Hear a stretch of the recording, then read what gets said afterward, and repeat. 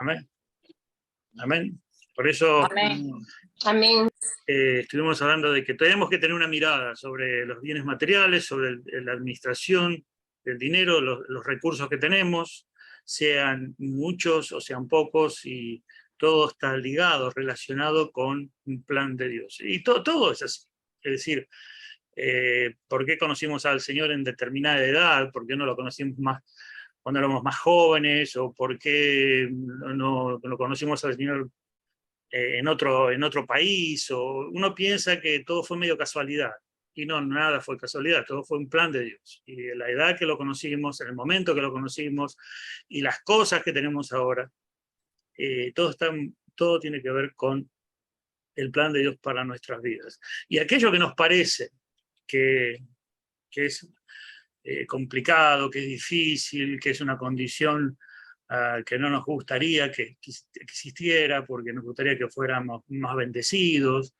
En realidad estamos equivocados, porque somos bendecidos con toda bendición espiritual, y todo lo que tenemos ayuda al bien del propósito para el cual hemos sido llamados. Entonces todo lo tenemos que mirar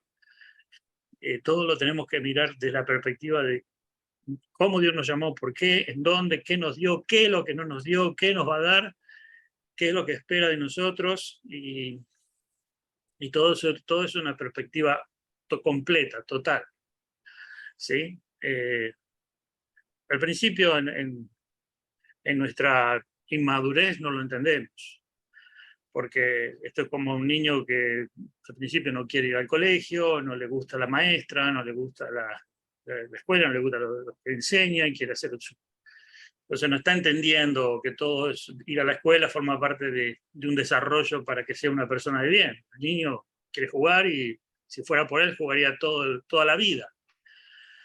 Pero bueno, al principio no entiende lo que está pasando, y no sabe ni por qué está en la escuela, y no sabe, y hasta la maestra le quiere pegar. Y bueno, nosotros en un estado espiritual también somos un poquito así. Es decir, estamos como que no entendemos muchas cosas de por qué están pasando.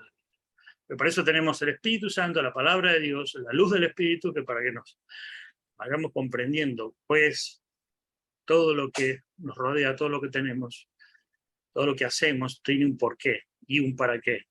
Amén. Y hay que unirse a ese plan.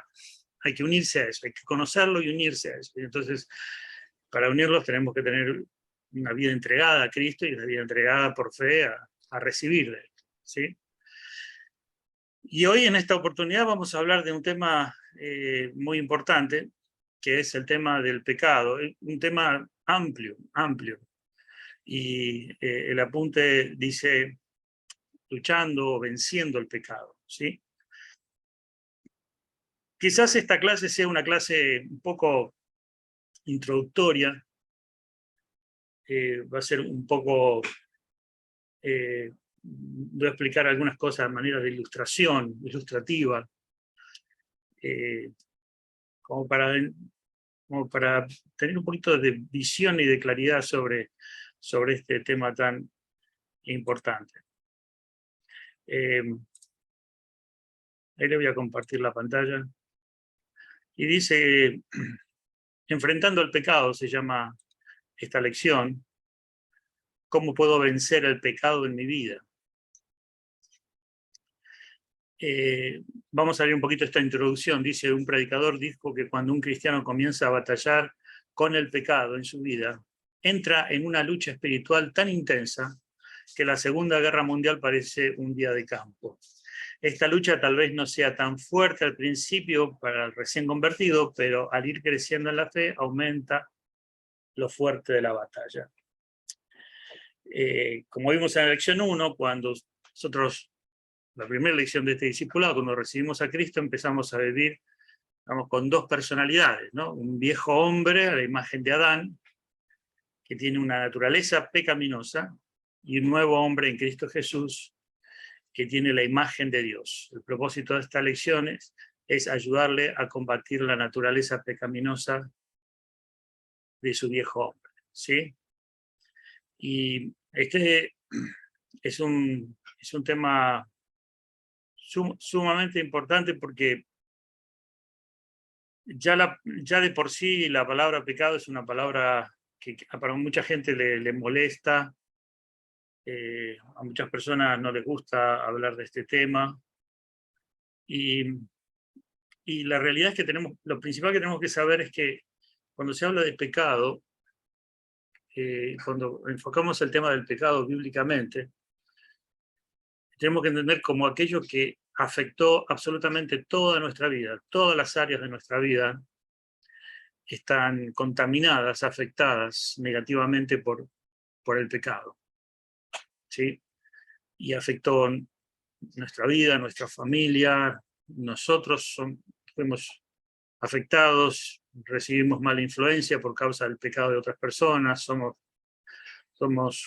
cosas que no están bien y que no hacemos lo que deberíamos hacer. Todo por causa del pecado en nuestra vida afectó nuestra mente, nuestra capacidad, nuestra voluntad, nuestras emociones, nuestros pensamientos, nuestras creencias. Todo está contaminado, todo está alterado por el pecado.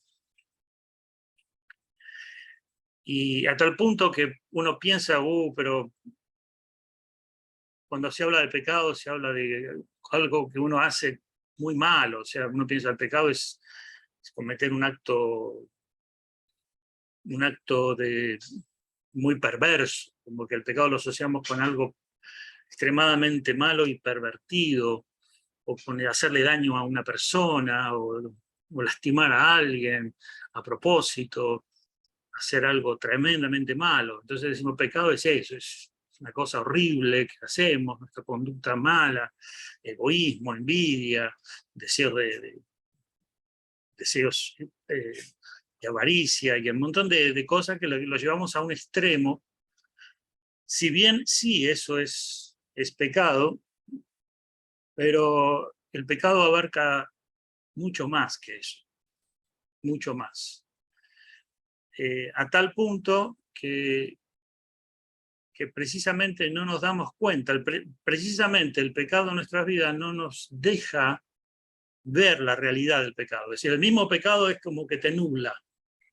Y podemos ver algunas cosas que tienen que ver con lo moral, con lo ético, pero muchísimas cosas que están en nuestras vidas no las podemos ver. Ni las podemos ver, las hacemos y no las entendemos, y estamos confundidos, engañados, perdidos, desorientados, pensando que estamos haciendo lo correcto y hacemos lo incorrecto. Es una catástrofe el pecado. El pecado es una catástrofe. Tanto que no nos vemos, y es más, no vemos, no tenemos la conciencia de la gravedad que tiene, o de lo severo que es, lo perjudicial que es para nosotros y para el mundo, y para la creación, y para la naturaleza, y para todas las personas. Entonces es un tema bien delicado, bien difícil, que si no fuera por la obra de Dios en nosotros, estaríamos completamente perdidos, porque lo único que tendríamos sería una luz de conciencia que nos haría más o menos distinguir más o menos lo correcto y lo incorrecto, y vivíamos dentro de una normalidad, como la gente vive dentro de una normalidad. Más o menos se conduce en una normalidad para que la sociedad no sea un caos, si no sería todo un caos. No podríamos vivir, estaríamos matando entre nosotros, seríamos como animales. Pero el hombre fue creado a imagen de Dios, tiene una conciencia, y esa conciencia le permite más o menos tener una pequeña luz sobre el bien y el mal, pero en sí está muy nublada la vista. El apóstol Pablo en Romanos lo describe como nuestra condición está hacia el pecado, es como que tuviéramos la visión muy, muy borrosa, nublada.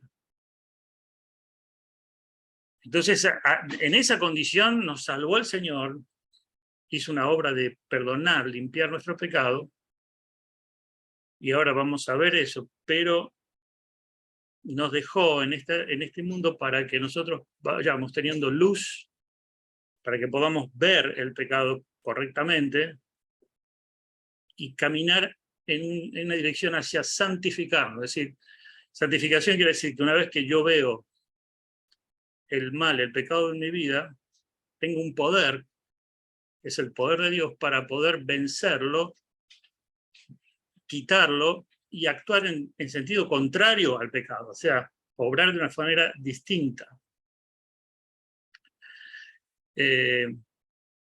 Ustedes me ven bien, perdón que les... Sí, pastor. Bien. ¿Alguna pregunta?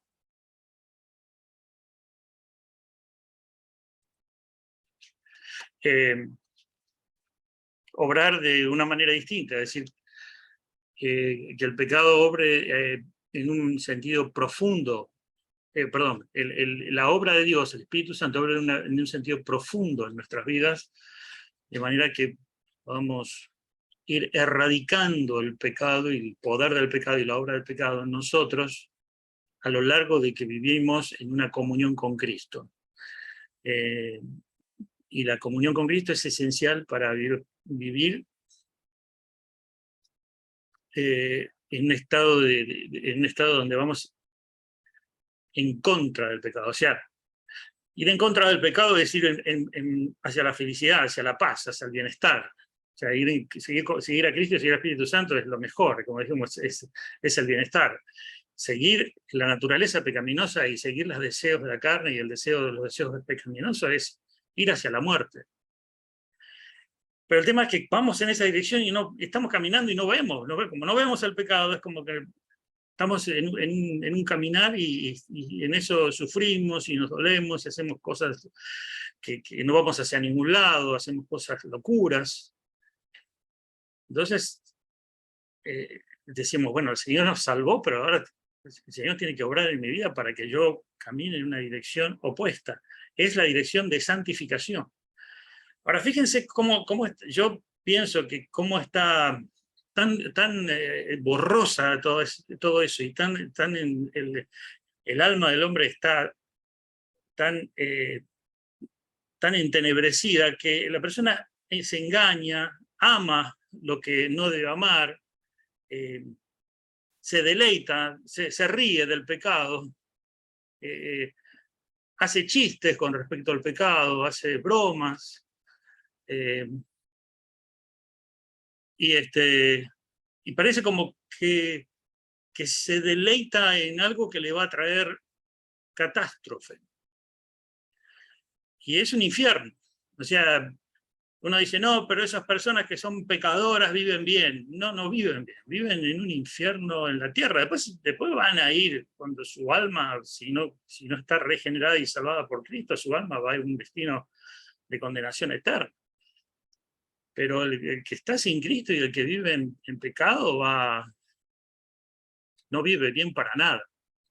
¿Cómo está bien? No, no está. Te dicen que están bien por decir algo, pero en realidad no están bien. Una persona que puede estar bien, disfrutando del gozo, la paz, el propósito, la seguridad y todo lo que da Cristo es aquella persona que va caminando en una dirección en donde el pecado va siendo derrotado. Porque es como una batalla, como decimos en la punta aquí, es como una lucha en donde hay que pelear y vencer. Y esa batalla, esa lucha es lo mejor que podemos hacer. Yo lo comparo como si tuviéramos una casa, ¿verdad? Una casa en donde está muy sucia la casa. La casa que tenemos está tremendamente sucia, con cucarachas, arañas, insectos, ratones, suciedad por todos lados, grasa, comida podrida en el piso, las paredes rotas, las ventanas rotas, las puertas. Y nosotros estamos en esa casa ahí viviendo y no nos damos cuenta mucho de que es el desastre de esa casa. Es como si alguien nos dice, tu casa está tremendamente sucia. Y uno dice, bueno, no, tengo que lavar los platos. No, hermano, tenés que tirar la cocina y hacer una cocina nueva. No, no, yo tengo que... Y el baño está un poquito... No, es una suciedad que no se puede ni entrar. ¿Y por qué no lo ves? ¿Por qué ves que solamente hay un poquito de suciedad? Porque el pecado mismo no te deja ver. No nos deja ver. ¿Y qué hacemos con la persona que nos dice eso? Que nos dice, mira, está todo sucio, nos enojamos. Pero, ¿y tú? ¿Y tú? Decimos, y es un problema, porque la persona que te está diciendo que toda tu casa está sucia, es probablemente que tenga su casa muy sucia también. Entonces, es medio complicado, porque primero tenemos que ver cómo está nuestra casa. Es más, Jesús decía, cuando mires la paja en el ojo ajeno, mira que tú tienes una viga. Entonces Jesús ya estaba diciendo que la cosa está muy mal. Y no podemos nosotros experimentar ningún tipo de victoria si no entendemos bien acerca de esto que la palabra de Dios dice del pecado, acerca de nuestra condición, lo malo que es el pecado, lo terrible que es, lo que nos afecta, cómo nos ha afectado, y cómo realmente batallar con eso con las armas de la victoria. ¿Sí? Vuelvo al ejemplo de la casa, a veces le echamos la culpa al diablo, que es el culpable de todo lo que... Esto es más o menos como si en la casa tienes, dentro de todo el desastre que tienes un tacho un cesto de basura, y por la ventana que está rota entra a la cocina un raccoon y te revuelve la basura y te deja toda la basura tirada y se va. Y tú, bueno, vuelves, pones la bolsita nueva, limpias un poco lo que el raccoon dejó, y el que te dice, pero está toda la basura en el piso, es el raccoon que entra por la ventana. Y pero arregla la ventana, ponele un vidrio. No puedes dejar entrar, no, se mete igual. ¿Cómo se va a meter? No, y sí, así son los raccoons, y así es el demonio. Entonces, nos conformamos diciendo, bueno, es el demonio, es el diablo que se mete. Y eso no, yo trato, pero bueno, es el diablo que no me deja. ¿Y no tenés poder para cerrar la puerta? No te dejó el dueño de la casa un poder para que tú puedas arreglar la ventana y que no entre más el raccoon. No. El raccoon entra siempre. Y ahí estamos pensando que vamos a seguir pecando porque el diablo está ahí metido y mete la cola. Y nos encanta echarle culpa a alguien. Y ahí seguimos con la casa sucia. Y el Señor dice, se acabó esto, no puede seguir así. ¿Por qué no tiene que ser lo que entra en tu casa, el agente que está entrando a tu casa y te está haciendo más lío de lo que ya tienes? Eso puede ser vencido, puede ser derrotado, para que no entre más. Si no, no, sí, el Señor me salvó, y Él un día me va a dar una casa nueva en el cielo, y ahí estamos. Conformándonos, viviendo en una posilga muy sucia y esperando, bueno, cuando estemos en el cielo, pero está bien, es verdad, en el cielo tendremos una mansión y será todo perfecto, pero aquí en esta tierra, en este tiempo, vas a poder experimentar victoria, vencer, hacer que ningún ratón, ningún insecto, ningún agente maligno pueda entrar a esa casa y hacerte ningún daño y ensuciarla. Es posible, es posible. ¿Por qué? Porque tenemos el poder de Dios, porque Cristo nos salvó, hizo morar en nosotros su Espíritu Santo. Y eso es lo que en la palabra nos está llamando a darnos cuenta que tenemos en nosotros un poder sobrenatural, que es el poder de Dios para vencer el pecado, para vencer todo aquello que no imaginamos que podemos vencer. Es decir, Señor, yo no puedo arreglar la ventana, pero tú tienes poder para arreglar la ventana donde este raccoon. Bueno, y ¡pum! Y el vidrio se arregla y se ponen todas ventanas nuevas. Después hay que seguir con otras cosas. Pero el Señor quiere que esa casa se vaya limpiando. Y eso es limpiándola de suciedades. Y ese es el proceso que se llama santificación. Santificación, es decir, santificar significa separar y quitar. La palabra santificar significa ya de por sí, la palabra misma significa separación. Estamos separando, estamos sacando lo que no sirve de lo que sirve, de lo que no está fuera de lugar, ponerlo en su lugar. Lo que no corresponde, sacarlo. Eso significa santificar, separar. Eso, Dios es santo, Dios está apartado, separado. Lo ha demostrado a lo largo de toda la palabra, siempre dice separación. Nosotros no podíamos estar en su presencia, pero por la sangre de Cristo hemos sido salvos, santos, y nosotros podemos entrar en su presencia porque hemos sido santificados. Ahora viene un proceso de seguir santificándonos. Y este es lo más grandioso que hay, proceso de santificación. Y esto es maravilloso, que estudiemos este tema, porque uno dice, ok, sí, si volvemos otra vez a la comparación de una casa con muchas cosas sucias y con muchas cosas rotas, y que cada cosa sucia y rota significa el pecado. Y uno dice, bueno, pero el Señor lo limpia. Y bueno, yo cuando fui eso, pido perdón y el Señor limpia el pecado. Y es cierto, lo limpia. Pero el Señor quiere, además de limpiarlo, darte poder para que ese pecado no vuelva a tener victoria. Vamos a poner el ejemplo otra vez de la casa. Si tienes arriba de la mesa una fuente con fruta, y esa fruta está toda podrida, llena de gusanos, y tiene mal olor, y hasta te puede traer enfermedad. Viene el Señor y te quita esa fuente. La saca. Está bien, perfecto. Lo sacó. Qué lindo, ahora ya no está más. Pero después de un tiempo vuelve a aparecer otra vez esa fuente con fruta podrida. Y bueno, el Señor la vuelve a quitar. Y después vuelve a aparecer.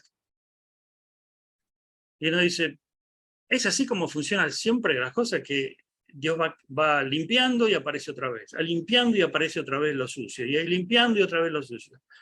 O el Señor me quiere enseñar a mí a que una vez que quedó limpio eso, ya no vuelva más a aparecer esa fuente con frutas podridas, sino que en lugar de eso aparezca una fuente con flores que le dan aromas preciosos. Y ya eso quedó borrado completamente, no está más. Ese es el poder de Dios que obra en Cristo Jesús, en nosotros, en nuestra santificación. Pero nosotros tenemos la tendencia, el pecado mismo hace pensarnos a nosotros, y bueno, así somos, ¿no? No somos perfectos, bueno, todos tenemos una fruta podrida en la casa, y bueno, todo es normal. Y sí, la fruta con gusanos y cucarachas está ahí, y sí, el Señor la quita, pero bueno, es normal que aparezca otra vez. Todos tenemos esas cositas, están ahí, y nos conformamos. Nos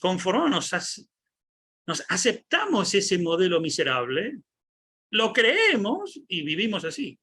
Y Dios dice, pero ¿cuándo va a ser el día que tú puedas creer que al menos la fruta con cosas podridas se puede transformar en puede desaparecer y aparecer allí una fuente con flores aromáticas? Una vez que está eso, seguimos con la cocina, después seguimos con el baño, después seguimos con el techo, seguimos con las ventanas, porque no terminamos en 2 días. Hay que continuar. Pero al menos ese pecado ya fue vencido. Y uno pregunta, ¿pero Dios lo perdonó en la cruz? Sí, lo perdonó en la cruz. Ya no está en la presencia de Dios. Gracias a Dios.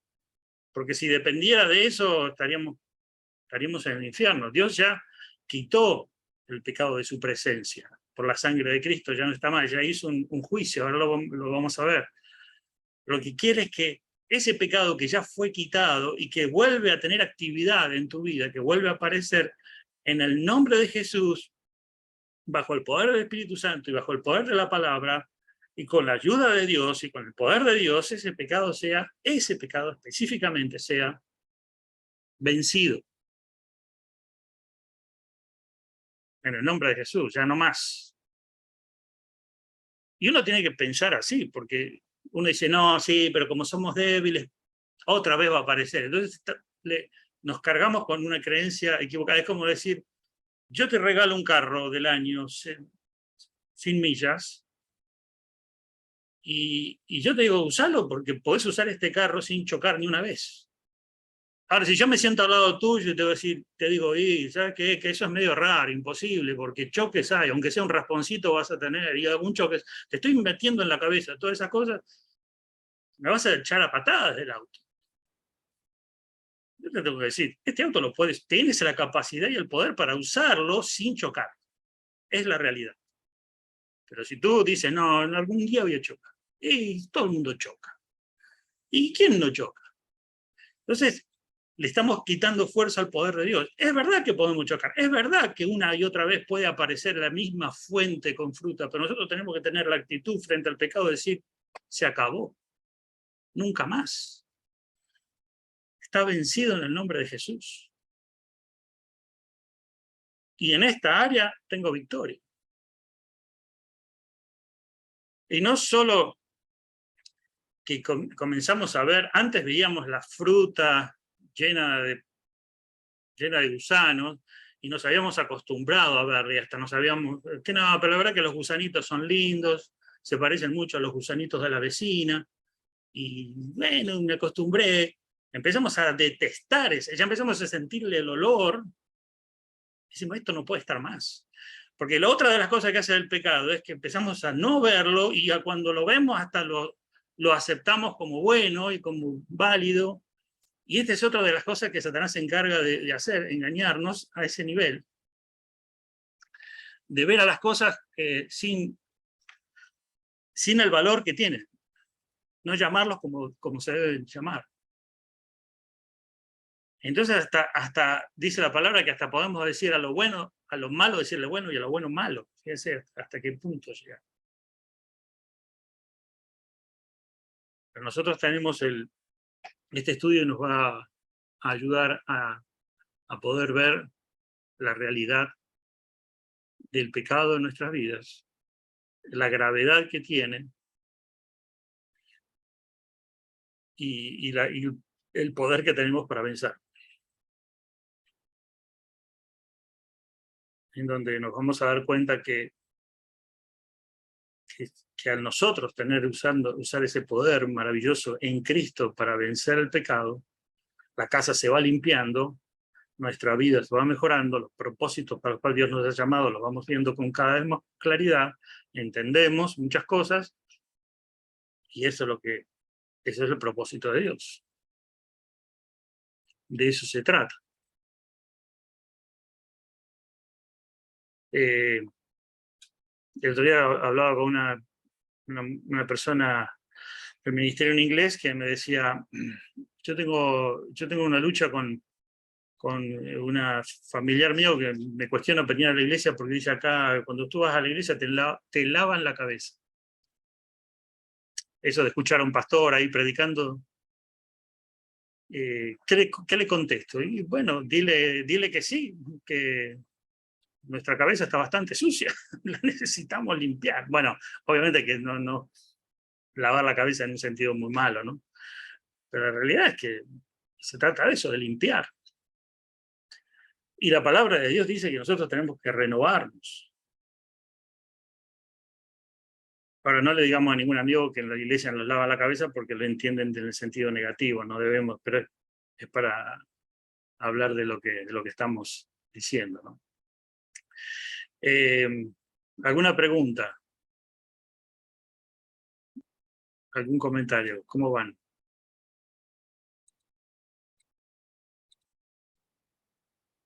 ¿Estamos bien? ¿Estamos dormiditos? Estamos bien, pastor, gracias. Gracias. Bueno, vamos a ir viendo, esto es una manera de introducción que les dije. Lo maravilloso que las personas les cuesta entender es que nosotros ahora tenemos una nueva naturaleza, y esto es algo extraordinario. Es decir, el nuevo hombre, hombre-mujer, el Espíritu Santo hace que haya alguien nuevo. El que no nació de nuevo, el que no es hijo de Dios, una persona que no es hija de Dios, hijo de Dios, no puede vencer el pecado, no tiene esta posibilidad. Por eso necesita un Salvador. ¿Sí? Ustedes, fíjense cómo es algo que ustedes quiero que lo mediten bien. La salvación no es por obras. ¿Por qué no es por obras la salvación? ¿Por qué Dios no te salva por obras? Justamente porque si fuera por obras, sería posible de que tú pudieras vencer el pecado, y no lo puedes vencer. Entonces, para vencer el pecado, tú tienes que ser salvo primero. Entonces, la salvación te coloca en un estado, en una posición donde tú puedes vencer el pecado. Entonces, puedes hacer la voluntad de Dios, puedes hacer las obras de Dios. Tienes capacidad de tirar esa fuente de fruta llena de hongos y poner allí un centro de mesa bello. Puedes reparar la ventana, puedes arreglar las paredes, puedes limpiar todo, puedes sacar todos los bichos. Puedes, porque hay alguien nuevo. Mientras que si no está esa persona nueva, no puedes. Entonces, por eso la salvación no puede ser por obras, porque si fuera por obras te estaría diciendo, bueno, yo te voy a perdonar cuando tú limpies la casa. Y no puede. ¿Cómo te va Dios? Clavaste un clavito para colgar el cuadro, rompiste toda la pared porque la pared ya estaba toda podrida. No puede ser salvo por obras. Entonces tú eres salvo para obras. Y una de las virtudes de la salvación es que tenemos victoria sobre el pecado. Vamos siendo, por eso dice la palabra que vamos siendo renovados, transformados. Nosotros vamos siendo transformados conforme a una nueva persona que está en nosotros. Es una nueva persona. ¿Sí?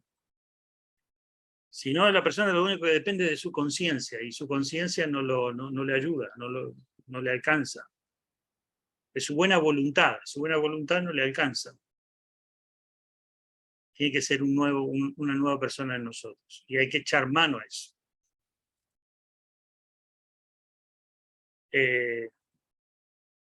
¿Qué es pecado? Bueno, 3 definiciones. Juan 3:4 dice, todo el pecado es quebrantar la ley de Dios. En 1 Juan 3:4 dice, todo el que comete pecado quebranta la ley. De hecho, el pecado es transgresión de la ley. ¿Sí? Y nosotros hemos transgredido la ley. El pecado es hacer. Entiéndanlo bien, que el transgresión de la ley involucra ya, no es la acción, ya el hecho de que desear algo. Ya eso es transgredir la ley. Ya una persona no robó, pero tuvo ganas de robar. Ya eso es transgresión de la ley. Y no hubiera pecado, no había ni siquiera deseo. Y ese hasta dónde. Esto es un problema para muchos religiosos en la época de Jesús, porque los religiosos decían, bueno, mientras uno no cruce la línea, mientras esté en la cabeza, mientras esté en el deseo, no es pecado, porque hasta que no se consume la acción, no se considera pecado. Ante la justicia humana sí es verdad, uno no puede ser condenado a prisión por desear robar algo. Va a prisión porque cometió el delito. Pero delante de Dios no. Ya un deseo, un pensamiento está alineado con la transgresión de la ley. La transgresión. El pecado ya está ahí. no se activó, todavía no dio a luz, pero está. Ahora, cuando hay victoria sobre el pecado, hay victoria hasta en los deseos, hasta en lo más íntimo. ¿Sí? Dice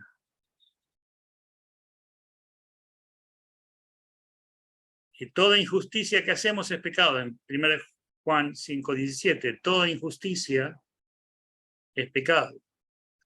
Todo lo que no se hace con fe es pecado. En Romanos 14:23 dice, pero el que duda en lo que come es condenado porque no lo hace con fe, y todo lo que no proviene de fe es pecado. Y esto es interesante porque fe, hay varias definiciones de la fe. La fe es la certeza de lo que se espera, la convicción de lo que no se ve. Lo que se espera es aquello que hemos recibido de Dios. La fe es por el oír. No dice la fe viene por el oír, sino la fe es por el oír. O sea, nosotros tenemos que oír lo que dice la palabra de Dios, creerlo y actuar en consecuencia, porque solamente creer no es fe. Pero yo puedo decir, yo creo en Dios, creo que es bueno, y creo que Él dice cosas verdaderas, pero eso es creencia. Ahora, la fe es que yo creo, escucho lo que dice, aprendo lo que me está diciendo a mí y obedezco aquello que me está diciendo. ¿Voy por este camino o no voy? ¿Tomo esta decisión, sí, o me aparto? Si yo obedezco por fe, estoy actuando en fe y estoy actuando en línea con la voluntad de Dios. Y si yo si yo no creo en lo que Dios dice, o escucho lo que Dios dice y no le presto atención y no le doy importancia, lo cambio, lo interpreto mal y actúo en consecuencia, bueno, eso no es fe. ¿Sí? El otro día estábamos hablando en la escuela dominical sobre sobre Eva, que Dios le dijo a Eva, no comáis del árbol del fruto del conocimiento del bien y del mal, le dio esa orden y ella tenía que obedecer por fe. No le dio más explicaciones, no le dijo, bueno, cualquier cosa te preguntame, que yo te voy a dar las razones. No lo hagas. No le dio detalles. Le dijo, no comas, punto. Y ella tenía que creer la palabra de Dios, lo que Dios le dijo, y obedecer. Entonces, uno dice, bueno, pero si yo no conozco la voluntad de Dios y no conozco lo que Dios dice y por ignorancia peco, bueno, pecas por ignorancia, pero es pecado también. Es como cuando tú cruzas el semáforo, estás en un país donde las luces de semáforo están al revés. El verde significa pare, el rojo significa sigue. Y tú, como vienes de este país, no sabes esa ley y pasas todos los semáforos en verde, pero en ese país la ley es al revés. El verde significa detenerse. Entonces quebraste la ley. Y el juez te va a decir, usted tiene que pagar un montón de multas. No, pero yo no sabía porque mi país era diferente y mi cultura es diferente, no importa. Le podemos reducir un poquito, por ignorancia le podemos reducir un poquito las multas, pero va a tener que pagar. Entonces tampoco estamos justificados porque no sabíamos, o porque el pastor no explicó bien, o porque no encontré una iglesia cerca, o porque llovía mucho, porque había mucha, no sé qué, porque vivía con mi mamá o con mi suegra o tenía o me dolía la pierna, y no, bueno, el Señor entiende. Esa es otra cosa que pasa con... Fíjense lo que nos pasa a nosotros con eso de que, pero el Señor me perdona, y arrugamos la nariz así. El Señor es bueno, me perdona siempre. Entonces yo puedo pecar porque el Señor siempre está ahí perdonándome. Y yo puedo seguir pecando y bueno, el Señor está ahí para perdonarme porque Él es bueno, Él es amor. Y si Dios fuera así, sería cruel. Porque Dios quiere que vences el pecado, no que te esté todo el tiempo perdonando. O sea, existe el perdón, pero la meta del Señor es que tengas victoria sobre el pecado, no que estés todo el tiempo Él reparando. Porque eso no tiene sentido, es un Dios cruel si fuera así. No te estaría amando. Como un padre que está viendo que su hijo está jugando siempre con la tijera y se corta y se le saca sangre, y el papá viene y lo venda, bueno, y no le dice nada, y el nenito contento, deja de llorar y sigue jugando con la tijera. Y después juega con un vidrio, y el padre se corta otra vez, y el padre va y lo sana. Y cada vez que lo ve jugando con algo, y bueno, entonces el niño se acostumbra, mi papá, no sé, siempre me corto, me lastimo, pero mi papá me cura, me sana, es bueno, es amor. No, no es amor, es un padre cruel. Lo que hace un padre es hacerte notar de que eso te está cortando y que eso te va a cortar el brazo, y de que tienes que salir de ahí. Es otro engaño que tenemos, ¿eh? Pensando que el amor de Dios es que siempre está ahí para, como que el perdón es que te da la licencia para pegar una vez más, para seguir otra vez en ese camino. No, el Señor dice, ya tienes que tomar acción para ir en camino contrario. ¿Sí? Ese es un Dios amoroso. Por eso, Dios obra de una forma, y lo vamos a ver más adelante, que es la disciplina. ¿Qué es la disciplina? La disciplina es correctiva. Uno dice el castigo. Uno piensa, el castigo es condenación. La condenación es un juicio. El juicio no es de parte de Dios para el creyente. Lo que es de parte de Dios para el creyente es la corrección. O sea, la corrección es para que dejes de caminar por un camino que te va a hacer mal. ¿Se entiende? Y la corrección de Dios siempre es algo doloroso, pero es un dolor leve, menor al dolor que te va a producir el camino por donde estás. ¿Me están entendiendo esto lo que estoy diciendo? Es decir, un padre malo ve a su hijo que quiere tocar la corriente eléctrica, el outlet, donde está el enchufe, donde está la corriente eléctrica, quiere meter el dedito ahí. Entonces un papá malo dice, eso no se hace, y lo tira por la ventana. Y le quiebra todos los huesos. Eso es lo que hace un padre malo. Es peor lo que le está la disciplina del, pero que para que aprenda. Yo conocí padres, de mi experiencia como padres, conocido padres bestias, salvajes, que castigan a sus hijos de una forma que el mal que le hacen es peor que el que le iba a pasar si cometía un error. Que traen la cabeza para cualquier lado. Pero Dios no es un Dios. Dios te corrige porque ese dolor te va a evitar un sufrimiento mayor.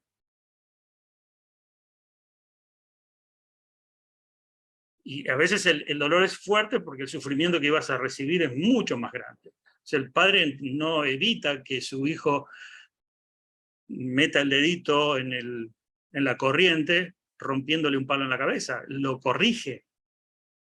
Y quizás lo corrige porque él no entiende, él piensa que eso es un juguete. Entonces, de acuerdo a su madurez, lo va disciplinando. Así hace el Señor con nosotros. Y lo sigue haciendo, y lo está haciendo en este momento con cada uno. Ojo, uno piensa, no, Dios conmigo se tomó unas vacaciones, porque ahora como yo estoy de vacaciones, como no leo mucho la Biblia, como no oro mucho, como no voy mucho a la iglesia, como no hago muchas cosas, como no le hago mucho caso al pastor, como no tomo nota, ya el Señor me deja. No, no, el Señor está trabajando contigo, ¿no? No hay que decir, si vas a la iglesia, obra más, obra. Pasa que quiere que vayas por el camino, quiere que vayamos por el camino de menor sufrimiento. No sufrir a los golpes, estar todo el tiempo. Por eso quiere enseñarnos, quiere instruirnos, quiere que vayamos en ese camino. ¿Sí?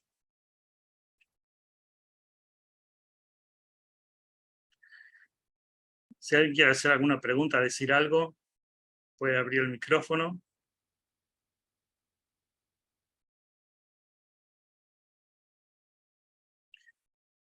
Yo creo que todos estamos pensando y masticando, me imagino yo. Quiero pensar así, ¿no?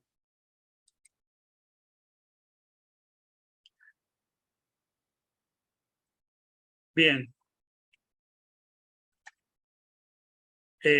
¿Por qué pecamos? Dice, todos pecamos porque todos hemos heredado la naturaleza pecaminosa de Adán y Eva. Esto lo traemos como herencia. Ustedes se dan cuenta, entonces, que el pecado es una potencia heredada de Adán y Eva que nos lleva a hacer lo malo. O sea, el pecado no es que no está en mí porque yo quería hacer algo malo y no lo hice, entonces no está el pecado en mí. No, ya está en ti, está en nosotros. Lo que pasa es que por algo de conciencia dijimos no lo hagamos, pero está en nosotros. El pecado es como una potencia, un motor, un tumor, una serpiente que está allí, en cualquier momento se manifiesta y está deseando hacer algo. Está deseando, está queriendo comer y se quiere alimentar con las acciones horrendas que podemos hacer. ¿Sí? Le está emanando dolor a podrido, nos está arruinando la casa, le está abriendo la puerta a los enemigos, así está. Y eso lo heredamos. Entonces ahora, en un punto teológico, que en Cristo tenemos una nueva naturaleza, pero esa vieja naturaleza sigue con actividad. Romanos 5:12 y 1 Corintios 15, a ver si tenemos acá, Romanos, si tenemos acá el versículo, Romanos 5:12, dice, por medio de un solo hombre el pecado entró en el mundo, Romanos 5:12, y por medio del pecado entró la muerte, así como la muerte pasó a toda la humanidad porque todos pecaron. ¿Se dan cuenta? Cuando habla de muerte no es que pecamos y morimos físicamente, está hablando de la separación, de dos personas que están separadas, el Espíritu de Dios y nosotros, están separadas, eso significa muerte, por eso que tenemos la casa toda destrozada. Ahora cuando entra Cristo empieza a sacar el pecado, a quitar lo que genera muerte, ¿sí? 1 Corintios 15, 45, 49, vamos a verlo, dice ahí, así está escrito, el primer hombre, Adán, se convirtió en un ser viviente, el último Adán en el espíritu que da vida, ¿sí? Que es Cristo. No vino primero lo espiritual, sino lo natural, y después lo espiritual. El primer hombre era del polvo, de la tierra, el segundo hombre del cielo, el segundo hombre que tenemos nosotros, el cielo. Como aquel hombre terrenal, así son también los de la tierra. Y como es el celestial, así también los del cielo. Así como hemos llevado la imagen de aquel hombre terrenal, el hombre de pecado, llevamos también la imagen del celestial.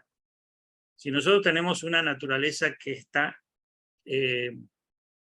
unida a Cristo. Por eso las virtudes de esa nueva naturaleza son las virtudes, son las cosas buenas que podemos emanar del Espíritu Santo, son de Dios, no son nuestras. Esa es otra cosa que el pecado hace, nos enorgullece y nos hace creer que somos buenos. Ay, yo soy una persona tan buena, soy bueno, no, soy buenísimo, a veces me asombro de lo bueno que soy. Tengo pura compasión, soy amable, y soy así, nos pensamos que somos buenos. En la realidad no eres bueno. Lo que tienes es un acondicionamiento, una buena educación quizá, un buen ejemplo que tomaste. Pero en realidad no somos un hombre terrenal, caído, en pecado, destrozado, ciego. El que es bueno es el espíritu. O sea que no te des, no podemos darnos atributos de nada. Ni Dios dijo, la verdad que voy a hacer morar el espíritu mío en el cuerpo de esta persona, Pepita, porque Pepita sí que es buena. No, Pepita o Pepito eran lo más parecido a Satanás que había. Y Dios quiso redimir a Pepito y a Pepita haciendo morar su espíritu en ellos para que las bondades del espíritu, las virtudes morales del espíritu se manifiesten a través de Pepito o Pepita. Quiere decir que no son ellos, sino es el espíritu, ¿se entiende? Por eso cuando Pablo decía, el Señor vino a salvar a los pecadores de los cuales yo soy el primero. Él da una declaración tremenda. Él dice, si había una competencia de pecadores, es un sentido figurado que él lo dice, yo era el primero. Es decir, siempre nos está enseñando que toda la victoria que tenemos sobre el pecado y las cosas buenas que vamos a hacer, que son de acuerdo a la voluntad de Dios, están dadas no por nuestra personalidad, sino por la personalidad y las acciones del Espíritu Santo de Dios en nosotros. El hombre celestial, el hombre y la mujer celestial.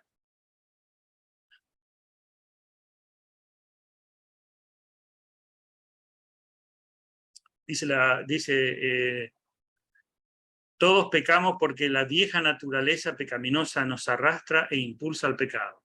¿Alguna pregunta hasta acá? No, señor, todo claro. Muy bien.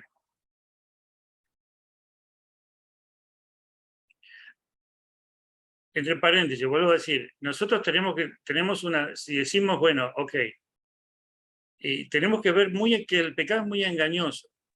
Nos hace creer que muchas de las cosas que estamos haciendo son buenas. Y no son buenas. Y que hay cosas que no tenemos que cambiar y damos por hecho. Tenemos que entender es que, bueno, ahora yo estoy en blanco. Aquí tengo que ver qué es lo que Dios me está diciendo y qué es lo que yo no estoy haciendo y qué es lo que debo hacer. No tengo que asumir que todo está bien. Es como, volvemos al ejemplo de la casa. Y vemos algo en la casa que el Señor lo quiere sacar completamente, porque eso es algo que no debe estar ahí, pero uno dice, no, este es un jarrón, esto es una mesa que me regaló mi viejo abuelo del año 1805, no lo voy a dejar, porque esta mesa, y nos enamoramos de la mesa, y le damos besitos a la mesa, y no, la mesa hay que tirarla. Y el dueño de la casa dice, esta mesa no te va a dejar tener una casa como la que debes tener. No, y bueno, ese es el punto. Creemos que no, Dios no va a tirar eso que es tan bueno. Cuidado, porque cuando empezamos a hacer el proceso de santificación, Dios empieza a sacar cosas, a hacernos ver cosas. Es muy, muy bueno, muy interesante. Entonces tenemos que decir, bueno, a ver, Señor, ¿qué es lo que tú dices que hay que hacer? Y esa naturaleza te va a llevar a hacer lo contrario, te va a llevar a hacer lo opuesto.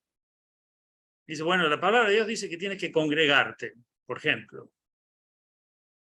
Y el mundo y el diablo y tu carne y tu naturaleza pecaminosa va a decir, ¿qué? ¿A dónde? ¿Congregarme de qué? Si yo no necesito eso, ¿para qué? Escucho el mensaje en WhatsApp, en Facebook. No, entonces la carne te lleva a buscarle la lógica para decir, la palabra de Dios dice congregado, no dejar de congregarse, el cuerpo de Cristo, la familia de Dios, el cuerpo para adorar, dice un montón de cosas acerca de la iglesia unida. No, la carne te va a decir, no podés, mañana hace mucho frío, mucho tiempo, está muy lejos. Cualquier excusa. Y es más, no, por último es verdad, pero no tengo ganas, no me congrego, punto. No me gusta la cara de doña Rosa, no me gusta qué sé yo, y la serpiente que tenemos de Adán, que tenemos ahí, es terriblemente mala, muy mala, no tiene nada bueno. Miren, vamos a ver Romanos 7, 14 y 25. Fíjense lo que Pablo decía. Sabemos en efecto que la ley es espiritual, pero yo soy meramente humano y estoy vendido como esclavo al pecado. Eso es lo que decía Pablo de sí mismo, estoy vendido como esclavo al pecado. Ahora, si yo a uno de ustedes le digo, hermanita, usted está vendida como esclavo al pecado, usted dice, pastor, no me ofenda, ¿por qué dice eso? Bueno, lo dice la palabra, lo dijo Pablo de sí mismo, y esto es una realidad. Sí, estamos vendidos como esclavos, como que el pecado nos lleva de las narices a hacer locuras. Dice, no entiendo lo que me pasa, pues no hago lo que quiero, sino lo que aborrezco. Ahora bien, si hago lo que no quiero, estoy de acuerdo que la ley es buena. Pero en este caso ya no soy yo quien lo lleva a cabo, sino el pecado que habita en mí. Y yo sé que en mí, es decir, en mi naturaleza pecaminosa, que lo dice, nada bueno habita. Importante, lo dice la palabra, que dice nada bueno habita. Acá no dice mi naturaleza pecaminosa habitan cosas lindas, algunas cosas son más o menos, no, nada bueno, dice. Aunque deseo hacer lo bueno, no soy capaz de hacerlo. De hecho, no hago el bien que quiero, sino el mal que no quiero. Y si hago lo que no quiero, ya no soy yo quien lo hace, sino el pecado que habita en mí. Es lo que estábamos hablando recién. Así que descubro esta ley que cuando quiero hacer el bien me acompaña el mal. Porque en lo íntimo de mi ser me deleito en la ley de Dios. Es la conciencia, me deleito. Sabemos que Dios es bueno y que quiere lo mejor. Pero me doy cuenta de que en los miembros de mi cuerpo hay otra ley, que es la ley del pecado. Esta ley lucha contra la ley de mi mente y me tiene cautivo. Soy un pobre miserable, decía Pablo. ¿Quién me librará de este cuerpo mortal? Gracias a Dios, contesta la pregunta, gracias a Dios por medio de Jesucristo nuestro Señor. Y ahí después Pablo va a desarrollar lo que es tener la vida en Cristo, la nueva vida en Cristo. Ustedes estamos viendo que el tema del pecado es un tema profundo, serio, para analizar. Y el último punto es, pecamos como resultado de la tentación en 3 áreas principales. Y bueno, esto lo vamos a dejar para la próxima clase, porque hay 3 ventanas o 3 accesos por medio o áreas en donde toda esta suciedad, todo este revolú de cosas malas que hacen el crisol de pecados entra, ¿sí? Y tiene que ver con, ahí vamos a entrar en un terreno un poquito más profundo, más complejo, pero nos vamos a ir a verlo en la próxima clase. Mucho de lo que tiene que ver con el pecado es satisfacer una necesidad legítima en un momento, en un tiempo que no es correcto y para un propósito que no es correcto, ¿sí? Por ejemplo, si Dios dice, no comas, vamos a poner un ejemplo, no es que está diciendo esto, pero vamos a poner un ejemplo. Si Dios dice, no comas este alimento particular, no lo comas. Y tú deseas comer. Hay un deseo genuino. Hay un deseo genuino. El deseo de comer no es pecado. El pecado es comer eso en un tiempo fuera o comer de lo que no te debías comer. ¿Se entiende? Entonces, el pecado está asociado con necesidades legítimas y genuinas que deben ser satisfechas, pero cuando las queremos satisfacer, esas necesidades, fuera del orden de Dios, ¿sí? Entonces Dios dice, no hagas esto, aunque eso es una necesidad, ¿sí? Por ejemplo, Dios no te va a decir, no comas veneno para ratas, obviamente, ¿sí? Yo repudio el veneno para ratas, no hace falta que me dé un mandamiento porque eso ya es natural. Pero cuando Dios te da un mandamiento que apunta a satisfacer una necesidad genuina, esa necesidad genuina debe ser satisfecha en un momento, en un tiempo y en un propósito determinado. Pero eso lo vamos hablar en otra ocasión, en la próxima clase, porque ya se nos fue el tiempo.